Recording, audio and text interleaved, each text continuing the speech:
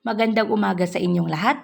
Ngayong araw, atin tatalakayin ang tungkol sa kakayahang diskursal. Pero bago ang lahat, mayroon muna akong isang tanong. Kapag ang isang tao ay nagsasalita ng hindi magkakaugnay o putol-putol ang kanyang impormasyon, sa tingin ba ninyo, maiintindihan mo pa kaya siya? Siyempre ang sagot natin dyan ay hindi.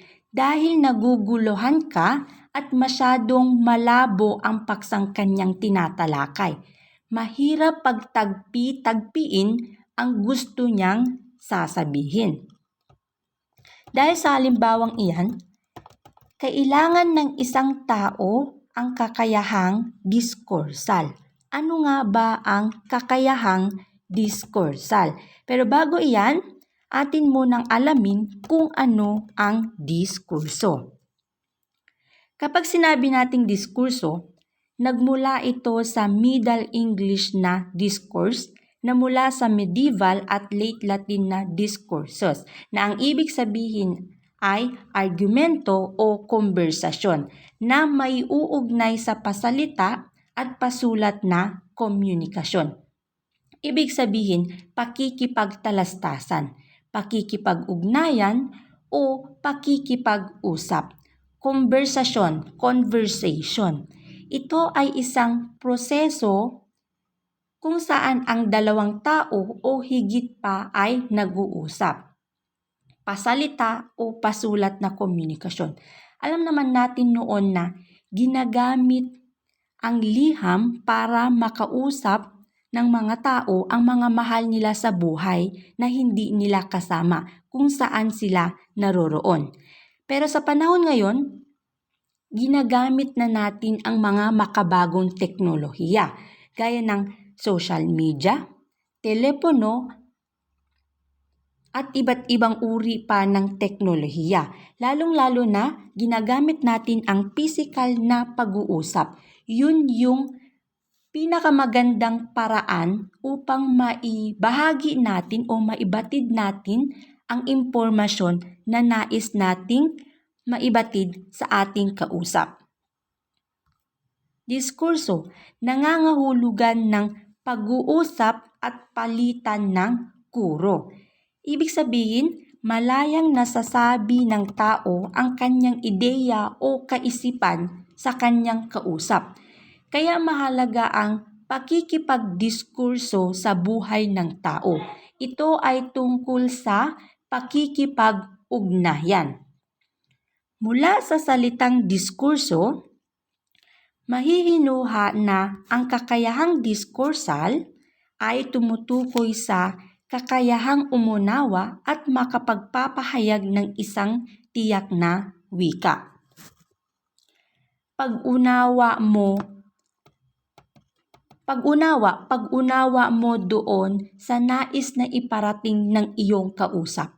Nakikipagpalitan ka ng pahayag na may pag-unawa. Kumbaga, sa diskurso, kaya mo o kaya kong makipag-ugnayan.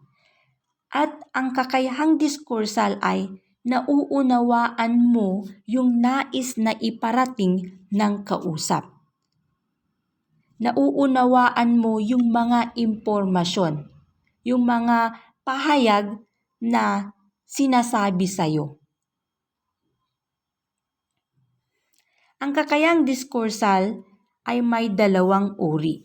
Ito ay ang kakayahang tekstual at ang kakayahang rhetorical. Kapag sinabi nating kakayahang tekstual, ito ay kahusayan ng isang individual sa pagbasa at pag-unawa ng iba't ibang teksto, gaya ng akdang pampanitikan.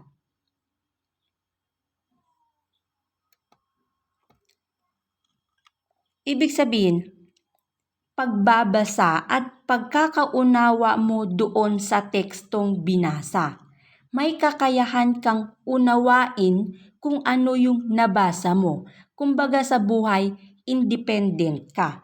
Kasi nauunawaan mo dahil sa kakayahan mo. Halimbawa lamang ng mga binabasa natin. kaya nating ibahagi ito sa ating kausap kasi nauunawaan natin yung nilalaman ng teksto. Kung ano yung nabasa natin, nauunawaan natin iyon. Pangalawa ay ang kakayahang rhetorical. Retorika, ito ay kakayahang rhetorical. Tumutukoy sa kahusayan ng isang individual na makibahagi sa konversasyon. Kasama rito ang unawain ang iba't ibang tagapagsalita at makapagbahagi ng opinyon o pananaw. Retorika, ito ay masining na pagpapahayag sa isang bagay.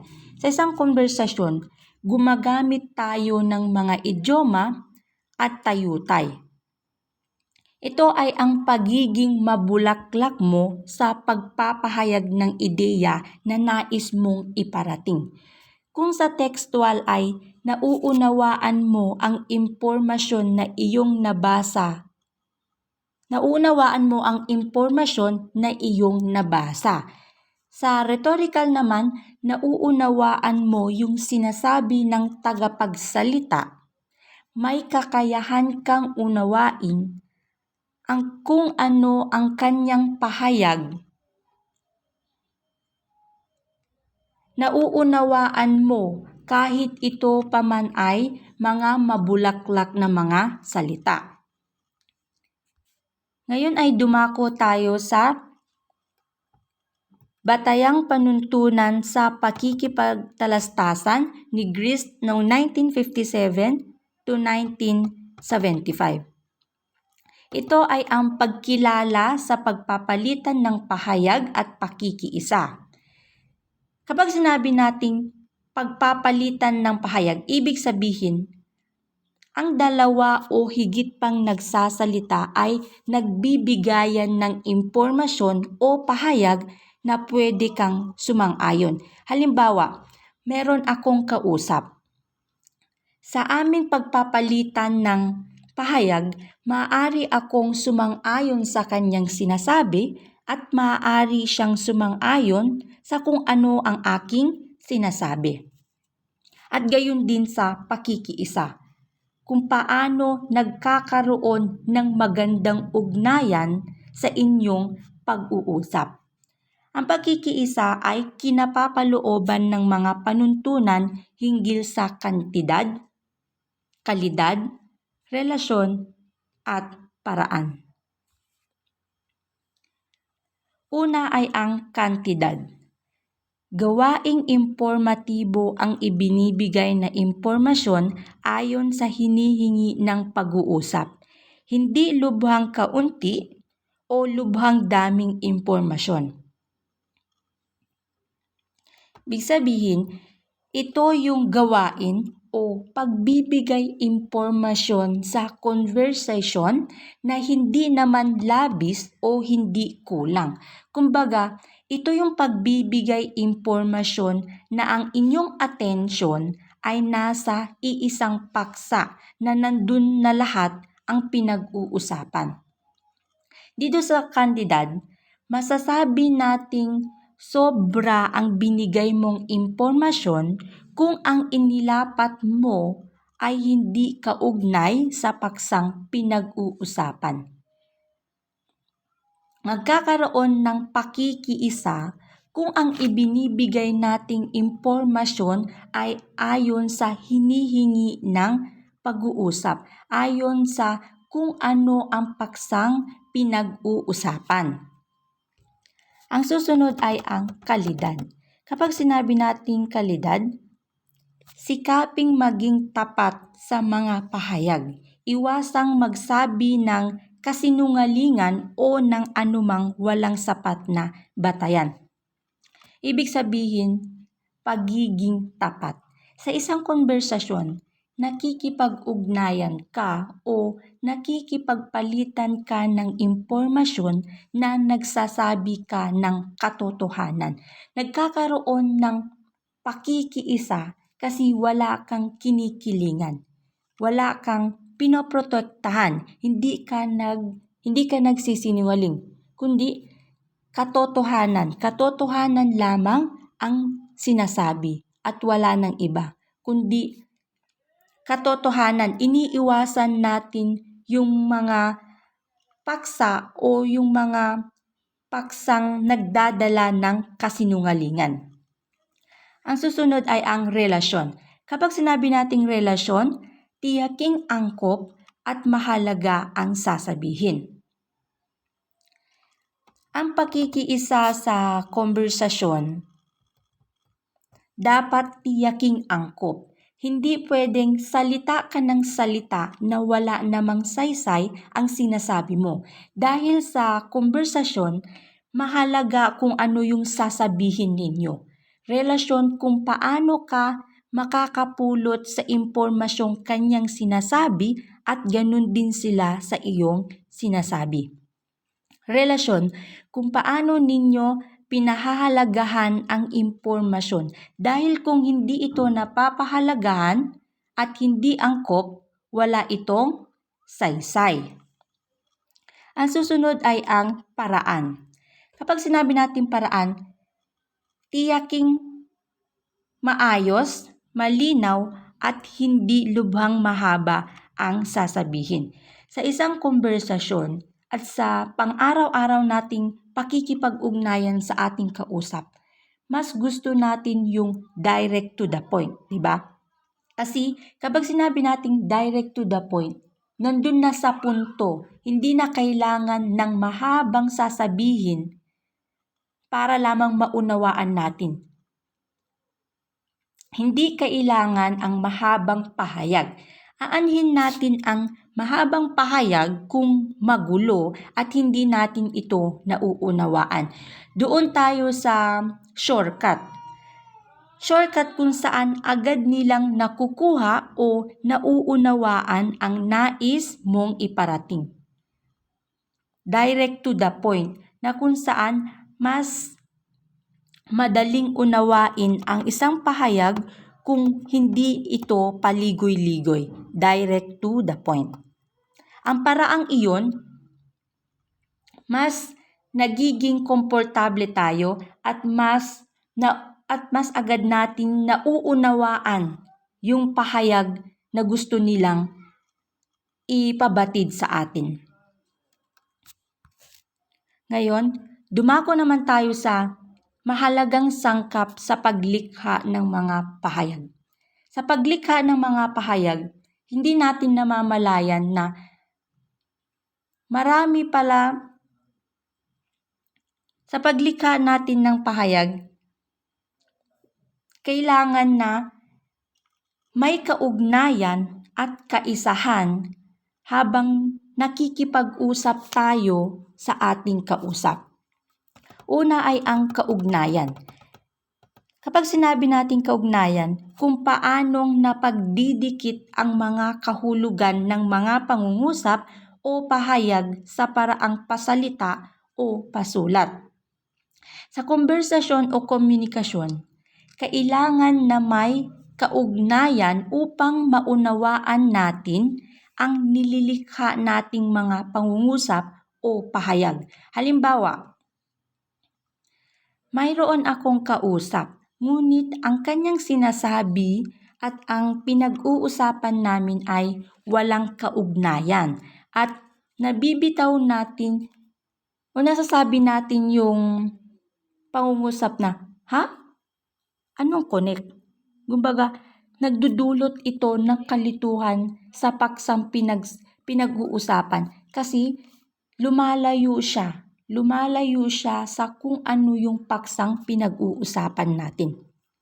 Kaugnayan, ito ay naaangkop o naaayon sa inaasahan. Dapat lahat ng impormasyon ay nakasangay o may ugnayan sa isa't isa. Pagkasunod-sunod ng malinaw na impormasyon. Dahil kapag napagdidikit natin ang mga kahulugan, nauunawaan natin ang pinag-uusapan. Ginagamit ito bilang tagapag-ugnay sa talata. Ito ay magsisilbing tulay sa pagitan ng mga bahagi ng pahayag. Kung nagkakaroon tayo ng kaugnayan, nagkakaroon rin tayo ng maayos na pag-uusap. Ang susunod ay ang kaisahan. Kapag sinabi nating kaisahan, tumutukoy sa kung paano napagdidikit ang dalawang ideya sa linguistikong paraan. Ano nga ba talaga ang pinupunto kapag kaisahan? At dapat sa paglikha ng pahayag, may pagkakaisa yung impormasyon na nais nating ipabatid.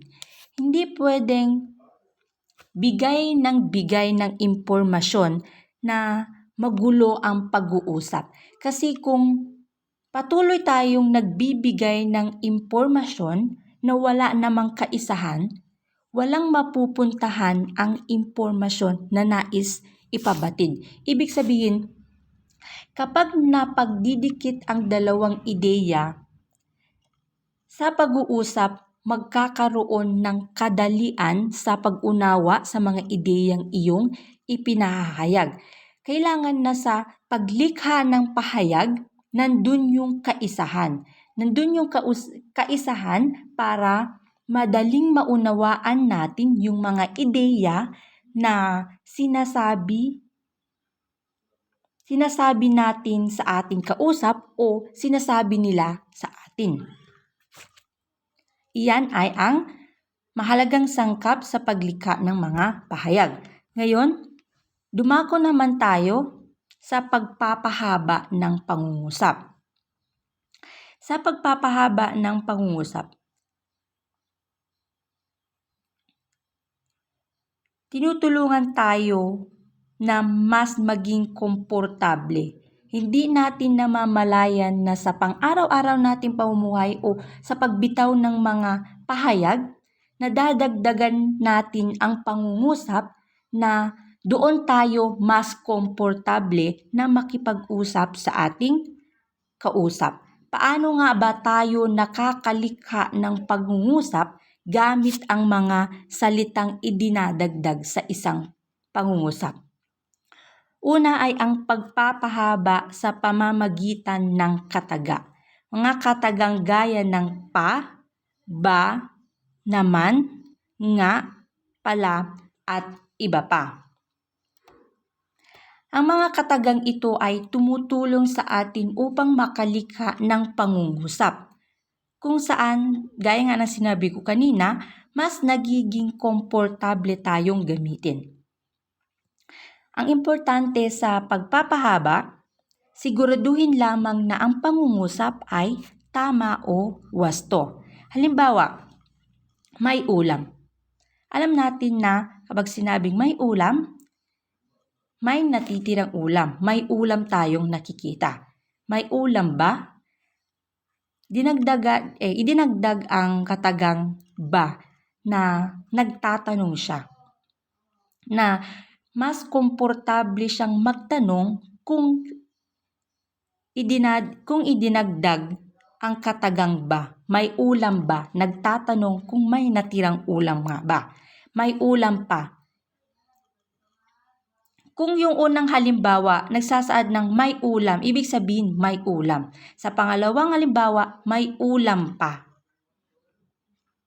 May ulam pa. Halos parehas lang silang dalawa na nagsasaad na may natira pang ulam. Kaya dahil sa mga ginagamit nating kataga, yun yung mas komportable na yun yung komportable na ating ginagamit sa pang-araw-araw na pamumuhay. Ang susunod ay pagpapahaba sa pamamagitan ng panuring. Napapahaba ang pangungusap sa pamamagitan ng panuring na at ng, na at ng. Halimbawa, siya ay anak. Siya ay anak na babae. Siya ay anak na bunsong babae. Base sa halimbawa, dahil sa idinagdag na panuring, naging tiyak yung pangungusap. Sa unang halimbawa, siya ay anak. Alam natin na siya yung anak. Siya ay anak. Anak siya. At sa pangalawa, yung unang halimbawa ay idinagdag ang panuring na kung saan nalaman natin kung ano ang kasarian ng anak. Nalaman natin na babae yung kasarian ng anak. Gayon din sa pangatlo, siya ay anak na bunsong babae. Nalaman natin na yung anak na babae ay bunso sa magkakapatid kasi tinukoy kung ano siya.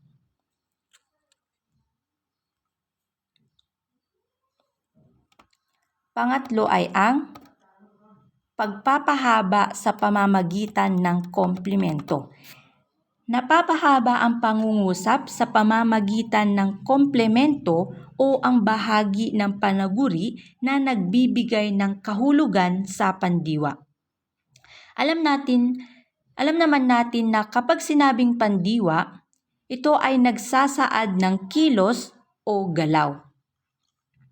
May iba't ibang uri ng komplemento ng pandiwa. Ito ay ang mga tagaganap, tagatanggap, ganapan, dahilan o sanhi, layon at kagamitan. Una ay ang tagaganap. Kapag sinabi natin komplementong tagaganap, isinasaad ang gumagawa ng kilos at pinangungunahan ng panandang ng na-ng, ni at panghalip.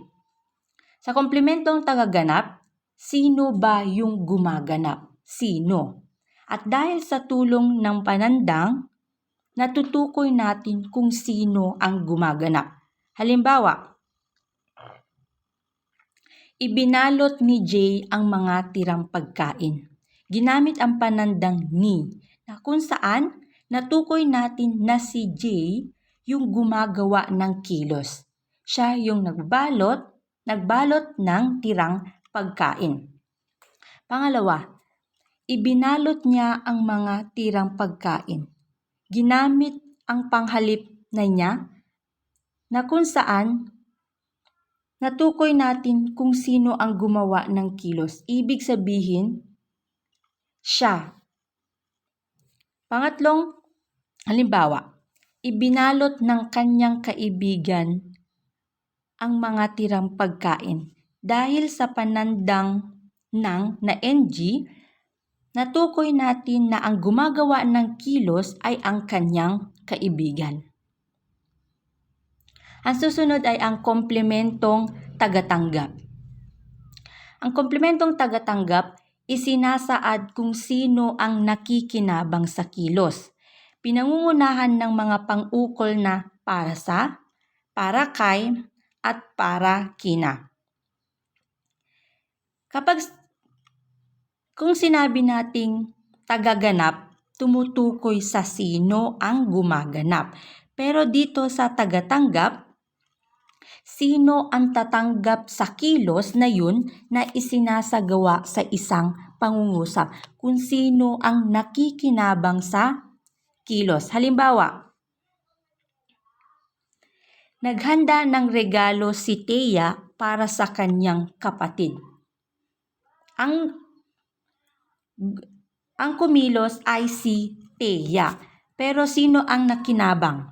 Dahil sa tulong ng pang-ukol, natutukoy natin na ang nakikinabang ay ang kanyang kapatid kasi idinagdag ang pang-ukol na para sa. Pangalawa, bumili ng laruan si Brian para kay Jane.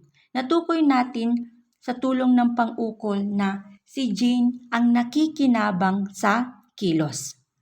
Nagpaluto ng pansit si Will para kina Eugene at Elira. Dahil sa pang-ukol, natukoy natin na ang nakikinabang sa kilos ay sina Eugene at Elira. Ang susunod ay ang komplementong ganapan. Kapag sinabi nating komplementong ganapan, isinasaad ang pinangyarihan ng kilos, pinangungunahan ng panandang sa at mga panghalip. Ganapan, ibig sabihin lugar. Lugar ang tinutukoy kung saan nagaganap ang pag-uusap at nauunawaan natin ang pangungusap dahil sa mga pananda. Halimbawa, namalagi sila sa evacuation center. Ginamit ang panandang sa na kung saan natukoy natin yung lugar, evacuation center. Pangalawa, namalagi sila rito, panghalip. Tinutukoy na yung sila rito, ibig sabihin yung lugar na kinaroroonan nila ay dun mismo sa nagsasalita. Pangatlong halimbawa, namalagi sila roon. Dahil sa panghalip, namalagi sila roon. Ibig sabihin, roon, lugar, kung saan nagaganap ang pag-uusap. Ibig sabihin, natukoy natin na yung sila ay wala sila doon sa kinaroroonan ng nag-uusap. Ibig sabihin roon, hindi mismo roon sa kinaroroonan ng nag-uusap. Ang susunod ay ang komplementong sanhi. Isinasaad ang dahilan ng pangyayari o ng kilos, pinangungunahan ng panandang dahil sa o kay at mga panghalip nito. Halimbawa, nabaon sa utang si Delia dahil sa pagkakalulong sa sugal.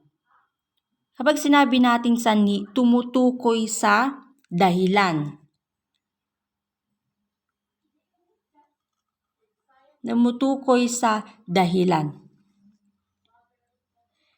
Dahil sa panandang dahil sa, natukoy natin na dahil sa sugal, nabaon sa utang si Delia.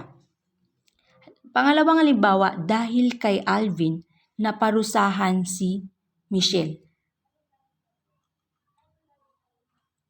Nalaman natin yung dahilan na dahil kay Alvin, naparusahan si Michelle. Malaki ang tulong ng mga panandang ito dahil nauunawaan natin yung mga pahayag na sinasabi nila sa atin. Ang susunod ay ang komplementong layon. Kapag sinabing komplementong layon, isinasaad ang bagay na ipinapahayag ng pandiwa, pinangungunahan ng panandang NG ng. Idinadagdag ang panandang NG na kung saan sa pandiwa, kadalasan ito ay isinasaad ang bagay na ipinahahayag ng pandiwa. Halimbawa, regular na umiinom ng gamot ang aking lola. Ang pandiwa dyan ay ang umiinom, kilos, umiinom, na kung saan ipinahayag ng pandiwa, gamot. Ginamit natin yung panandang na NG para matukoy kung ano yung ipinahayag ng pandiwa. Yun, gamot. Pangalawa ay naglalako ng turon si Aling Pising tuwing hapon. Dahil sa tulong ng NG, natukoy natin na ang itinitinda o ang nilalako ni Aling Pising ay ang turon.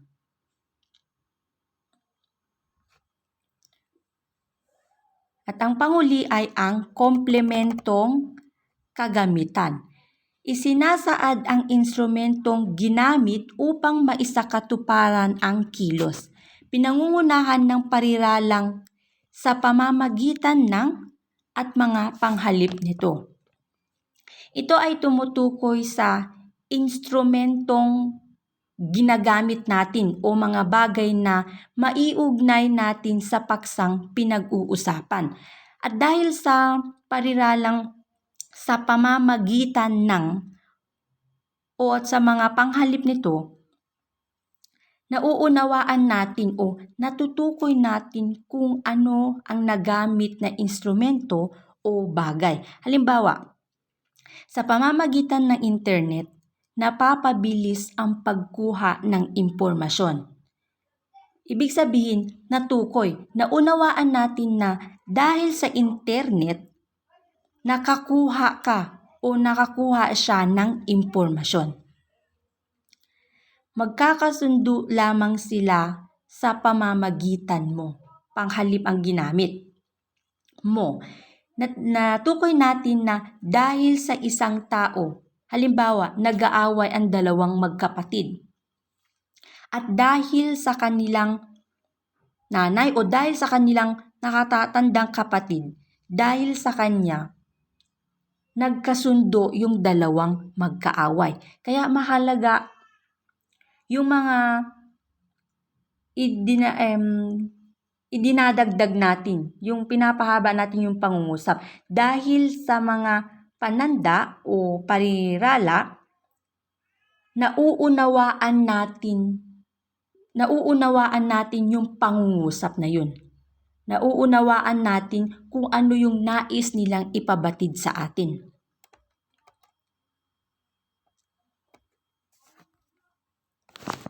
At ang panghuli ay ang pagpapahaba ng pagtatambal.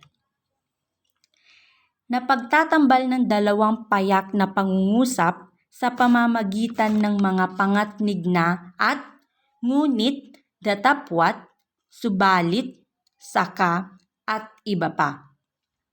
Ang pagbubuong pangungusap ay tinatawag na tambalang pangungusap. Napapahaba ang pangungusap dahil gumagamit tayo ng pangatnig. Mga salita o lipon ng mga salita at kataga na ginagamit sa pag-uugnay ng isang salita sa salita, isang parirala sa kapwa parirala, at isang pangungusap sa kapwa pangungusap. Halimbawa, nagtatrabaho sa pabrika ang kanyang tatay at nagtitinda sa palengke ang kanyang nanay. Nagiging tambalang pangungusap kasi napagduktong niya. Ginamit niya yung pangatnig na nang. Kaya mas napahaba ang kanyang pangungusap na mas nakakatulong upang maunawaan natin ang pangungusap na iyon. At gayon din sa halimbawa, sa pangalawang halimbawa, matagal siyang nag-aral ng aralin, subalit tiyak namang matataas ang kanyang marka sa mga pagsusulit.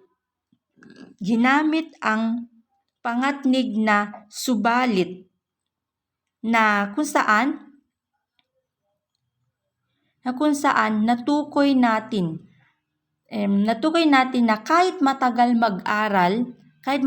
siyang nag-aral, aasahan natin na matataas ang kanyang marka sa pagsusulit. May aasahan tayo. At dahil dun, pinahaba ang pangungusap at nakabubuo tayo ng pangungusap at ito na yung tinatawag nating tambalang pangungusap. Tandaan na napapahaba ang ating pangungusap dahil ginagamit natin ang mga ibang kataga, parirala, at iba pa na kung saan mas naipapahayag natin ng maayos ang ating nais na iparating sa isang tao o sa kausap. Nauunawaan natin ang mga pangungusap. Nauunawaan natin ang mga pahayag dahil sa ating kakayahang diskursal, na kung saan ito ay pakikipag-ugnayan mo o diskurso, pakikipag-ugnayan mo sa pakikipagpalitan ng kuro-kuro.